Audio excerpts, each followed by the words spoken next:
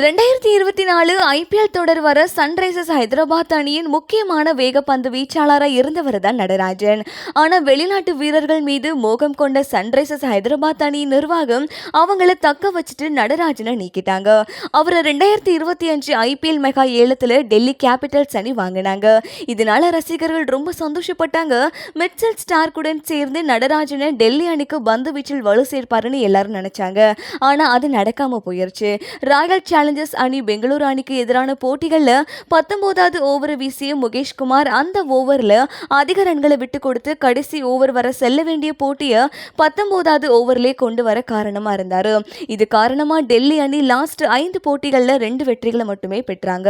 இந்த நிலையில் Kevin Pietersen நடராஜனை playing லெவலில் எங்கே வந்து தேர்வு செய்யறது அப்படின்னு சொல்லி கேள்வி எழுப்பியிருக்கிறாரு. இதை கேட்ட ரசிகர்கள் பலரும் முகேஷ்குமார் மற்றும் அமீராவை விமர்சித்து அவங்களுக்கு பதிலாக நடராஜனை தேர்வு செய்யலாமேன்னு சொல்லிட்டு வராங்க.